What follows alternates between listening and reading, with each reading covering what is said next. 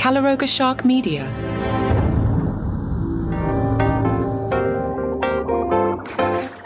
Hi, I'm Johnny Mac. This is the bonus episode for Friday morning. I'm going to cover the late night reactions to what's happening with Jimmy Kimmel being pulled off the air.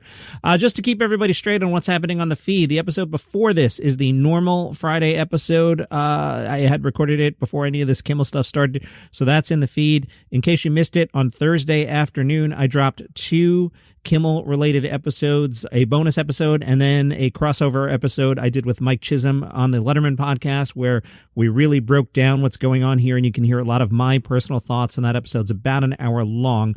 All right, on late night, let's start with Jon Stewart. He did a very administration-friendly version of The Daily Show on a very gaudy, gold-trimmed set.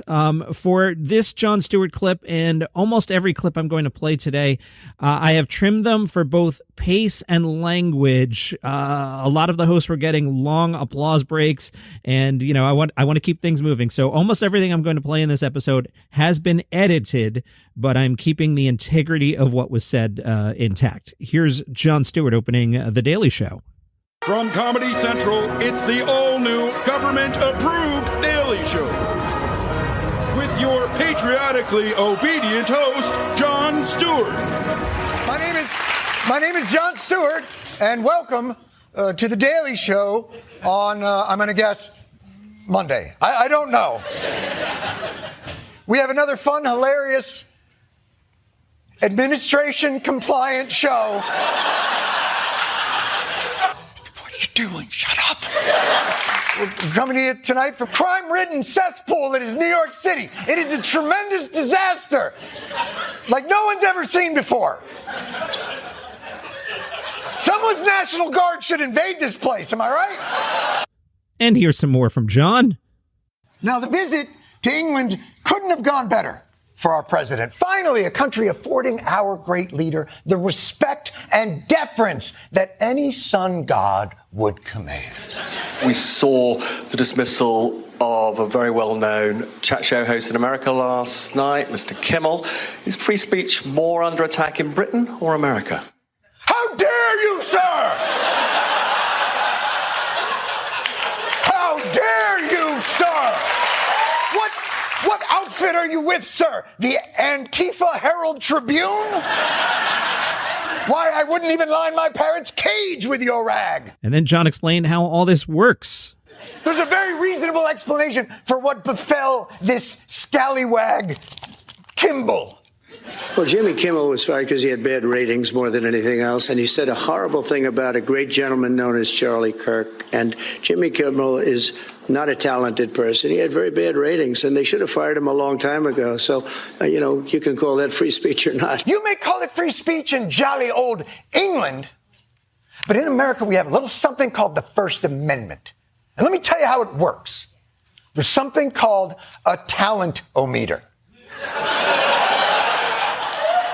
It's a completely scientific instrument that is kept on the president's desk. And it tells the president when a performer's TQ, talent quotient, measured mostly by niceness to the president, goes below a certain level, at which point the FCC must be notified to threaten the acquisition prospects for billion-dollar mergers of network affiliates. These affiliates are then asked to give ultimatums to the even larger megacorporation that controls the flow of state-approved content, or the FCC can just choose to threaten those licenses directly. It's basic science. Read your Constitution! Stephen Colbert opened up his show. Let's listen. Welcome, one and all, to The Late Show. I'm your host, Stephen Colbert.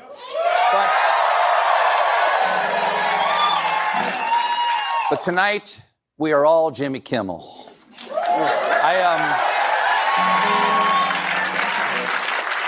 I still have a show, though, right? Okay, good. Yesterday, after threats from Trump's FCC chair, ABC yanked Kimmel off the air indefinitely. That is blatant censorship, and it always starts small. Remember like in week 1 of his presidency, Gulf of America.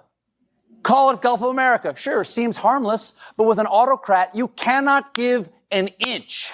And if ABC thinks that this is going to satisfy the regime, they are woefully naive. And clearly, they've never read the children's book, If You Give a Mouse a Kimmel. and to Jimmy, just let me say, I stand with you and your staff 100%. And also, you couldn't let me enjoy this for like 1 week. Just come on. And the thing to which he refers to, can I enjoy this for the week, was his Emmy. Here's another clip from Stephen Colbert. This decision came after senior executives at ABC, Disney, and affiliates convened emergency meetings during which multiple execs felt that Kimmel had not actually said anything over the line, but the threat of Trump administration retaliation loomed. As one source at ABC put it, they were pissing themselves all day. Oof. On the bright side, that proves Disney is #1 in streaming. Now, this may seem bad, but Carr was quick to reassure everyone, posting, while this may be an unprecedented decision, it is important for broadcasters to push back on Disney programming that they determine falls short of community values. Well, you know what my community values are, Buster? Freedom of speech. And Stephen also brought back his conservative Stephen Colbert character. I'm going to cut this pretty tight because the graphics are doing a lot of the work for the laughs while he stays in character. So I'll really clip this down. Hello, nation. Daddy's home. Yep. So drop trowel and lay across my lap because I'm going to spank you with freedom until I can see the American flag reflected in your shiny, swollen asses. Ladies and gentlemen, my friends, nation, I return to you tonight to rescue you from this free speech crisis. I'm going to scream the answer loud and proud. Nation folk, America is facing perhaps its greatest crisis in 249 years. You see, people are saying things that hurt Donald Trump's feelings. Now, usually, ladies and gentlemen, usually in the TV biz, if people are upset with you over something that you've said or done, the eyeballs and the advertising go somewhere else. That's called capitalism.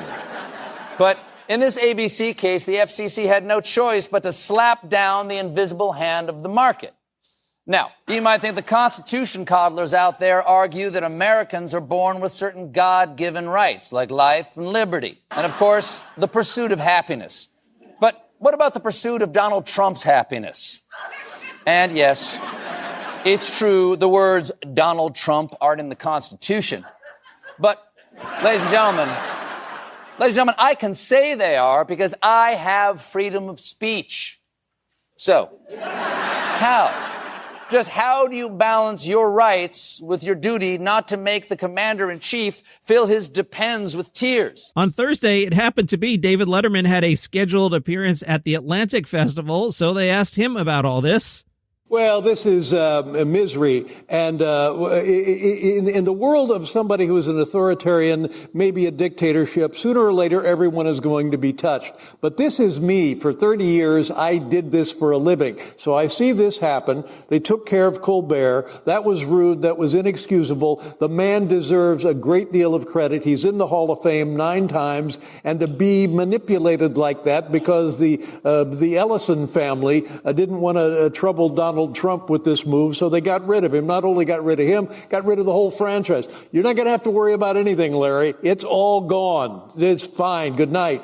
And then my good friend Jimmy Kimmel. I feel bad about this because we all see where this is going, correct? It's managed media, and it's no good. It's silly. It's ridiculous, and you can't go around firing somebody because you're fearful or trying to suck up to an authoritarian criminal administration in the Oval Office. That's just not how this works. The worst person who ever lived, Jay Leno, had the audacity to weigh in on Late Night. Here's Jay Leno. Look, I'm a huge proponent of free speech. Please, I'm on Jimmy Kimmel's side. Could you have ever imagined something like this happening when you were on there? Yeah, these kind of things happen all the time. But, you don't get canceled saying popular things. You get canceled, sometimes, usually it's the truth that winds up getting canceled. I think Jimmy will land on his feet. He's a talented guy. He's funny. and let's see what happens. Maybe he might be on it just a couple of weeks again. It's a comedian talking. If they don't like it, don't watch it. I mean, it doesn't seem... That's the market. Well, that's the market. I mean, let the people decide.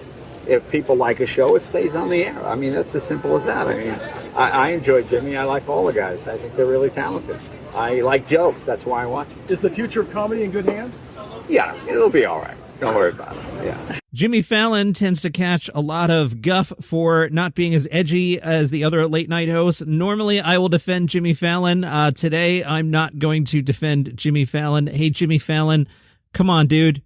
Well, guys, the big story is that Jimmy Kimmel was suspended by ABC after pressure from the FCC, leaving everyone thinking WTF.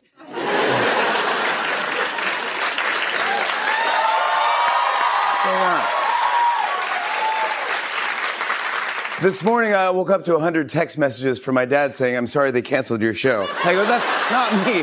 That's Jimmy Kimmel." But to be honest with you all, I don't know what's going on. And no one does. But I do know Jimmy Kimmel. And he's a decent, funny, and loving guy, and I hope he comes back. Jimmy then did a setup saying he was going to do his monologue just like I normally would, but with the punchlines of his jokes about Trump replaced by an announcer to make them inoffensive. Speaking off air during an audience Q&A, Late Nighter says Fallon said he had texted with Kimmel and that he loves both Kimmel and Colbert, adding, "We need to entertain and we need people to be happy in this crazy world." Seth Meyers, who, you've heard my opinions on Seth Meyers anyway, here's what he did. And may I just say, it is a privilege and an honor to call Jimmy Kimmel my friend in the same way that it's a privilege and honor to do this show every night. I wake up every day, I count my blessings that I live in a country that at least purports to value freedom of speech, and we're going to keep doing our show the way we've always done it, with enthusiasm and integrity, and I'm...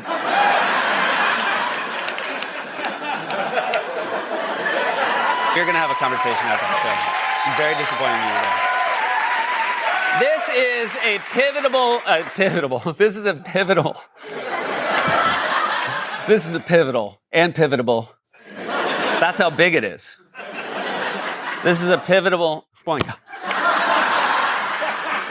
This is a big moment in our democracy, and we must all stand up for the principles of free expression. There's a reason free speech is in the very First Amendment. It stands above all others. You might even say it's the ultimate. This has been a closer look. On Wednesday night, Greg Gutfeld reacted to all this. His guest was Dr. Drew, who said, "For 30 years I've known Jimmy. I knew this was coming. Gutfeld is the only show that works on late night. These other models just don't work. The fact that they're only representing one point of view and is so far from reality, they won't let reality come in. There's going to be a consequence. I'm delighted to see that. I'm sorry, but I'm delighted," says Dr. Drew.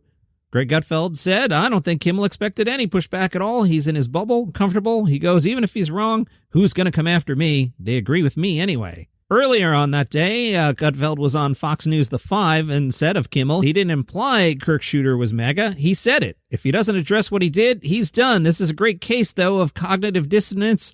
How could such a smart, successful person be so wrong? I think it's helpful let's listen to what Jimmy Kimmel actually said. We hit some new lows over the weekend with the MAGA gang desperately trying to characterize this kid who murdered Charlie Kirk as anything other than one of them, and doing everything they can to score political points from it. In between the finger pointing, there was grieving. On Friday, the White House flew the flags at half staff, which got some criticism. But on a human level, you can see how hard the president is taking this. My condolences on the loss of your friend Charlie Kirk. May I ask, sir, personally, how are you holding up over the last day and a half, sir? I think very good. And by the way, right there, you see all the trucks?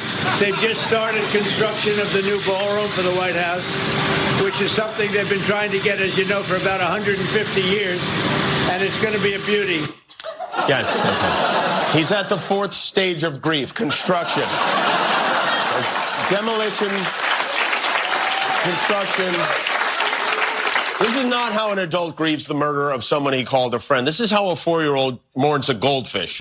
Gutfeld called Kimmel the bad guy in the movie who has stuck with the delusion about Trump supporters for years. "I hate to tell you, buddy, but the guy who shot and killed Charlie Kirk was more likely a fan of yours." And that is a bonus episode. I will be back this afternoon with more. There's so much going on here. I just wanted to get the late night clips out, and I haven't had a chance to process it. So right now, the plan is another bonus episode later today on Friday, a normal Saturday episode, another Kimmel-related bonus episode on Saturday afternoon, a normal Sunday morning episode, and then we'll take it from there, and I will continue to update you in the feed. New listeners, I appreciate you. Stay on board. Hit that follow button. Ongoing listeners, thank you. I love doing this. As Mike Chisholm from the Letterman podcast and I said, we hate that we have to do this, but this is the corner on which I've chosen to open my store, and we've got a massive, massive comedy topic, and we are going to talk about it. All right, I'll be back later this afternoon.